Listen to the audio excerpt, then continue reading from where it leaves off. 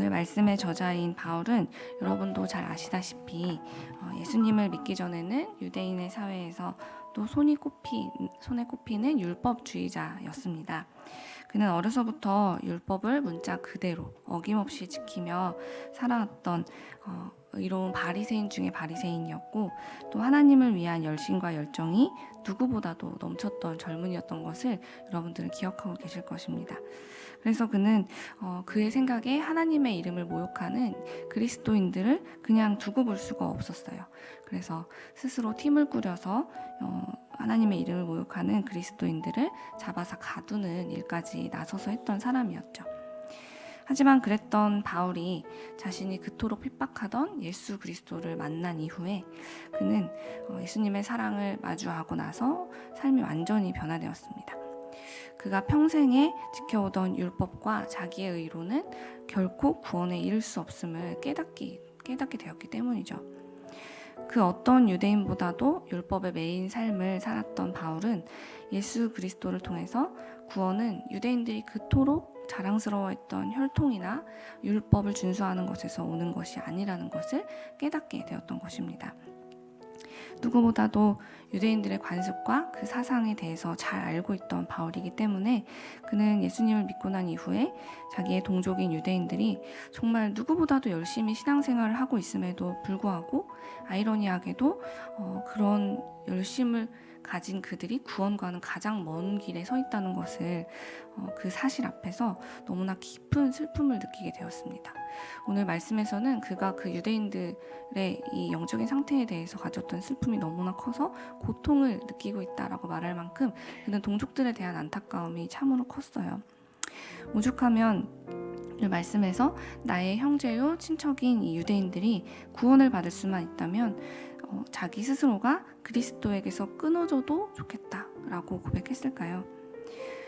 그만큼 그는 과거의 자신처럼 여전히 율법에 매여 있는 이 유대인들이 예수 그리스도를 믿고 구원받기를 그 누구보다도 간절히 소망하면서 오늘 말씀을 기록하고 있습니다.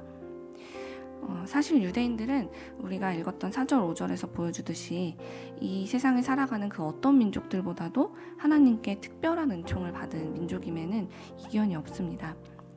이스라엘은 하나님께서 직접 그 백성 가운데 찾아오셔서 임재하는 그 역사를 경험했던 사람들, 정말 이 땅에서는 유일하게 그렇게 하나님의 임재를 경험했던 민족이고, 또 하나님께서 그들의 조상들과 수많은 언약을 맺어왔다는 것을 역사를 통해서 이미 경험했던 사람들입니다.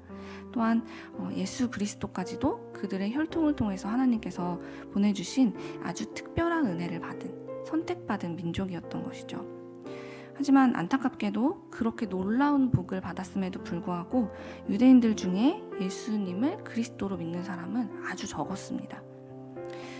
이는 곧 아무리 이들이 육적으로나 영적으로 풍성한 은혜, 다른 사람들과 정말 비교할 수 없을 만큼 놀라운 복을 받았다 해도 예수님을 믿지 않으면 결코 그러한 모든 것들이 그들에게 구원을 주거나 복이 될 수 없다라는 것을 보여주는 증거가 되기도 합니다.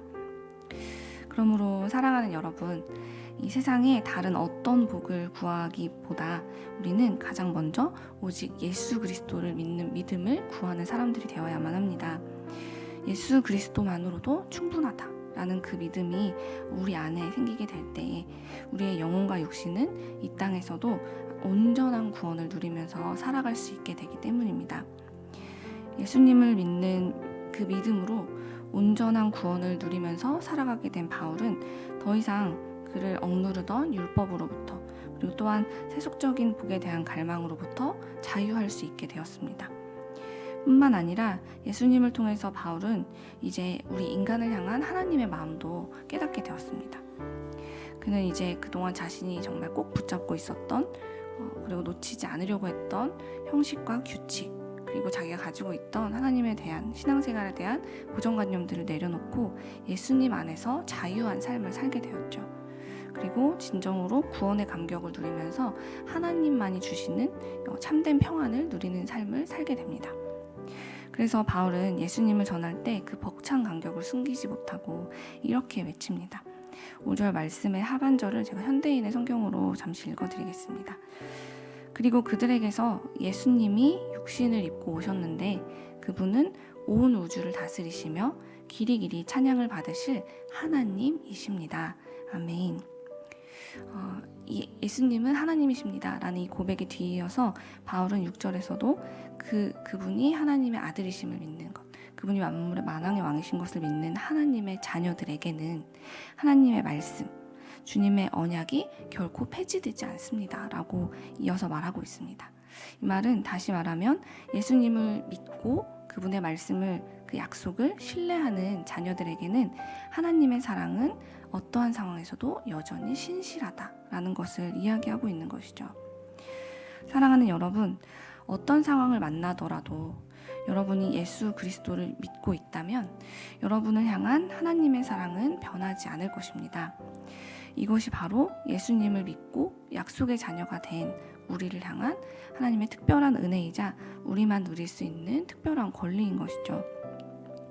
비록 요즘 연일 계속되는 엄청난 폭우와 그리고 전 세계적으로 사그라들지 않고 있는 이 감염병의 확산으로 우리의 연약함을 정말 뼈아프게 경험하고 또 예측할 수 없는 이상기후로 인해서 아주 커다란 두려움에 사로잡힌 우리지만 그럴수록 이 온 우주를 창조하시고 구름과 바다를 주관하시는 하나님, 만물 위에 계신 예수님께서 여전히 지금 이 자리에 우리와 함께 계신다.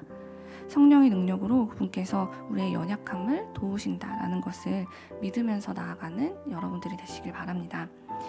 바울은 그 믿음으로 자신을 속박하던 형식과 규칙, 그리고 사람들이 만든 관념과 눈앞의 두려움에서 자유할 수 있게 되었음을 기억해야 합니다.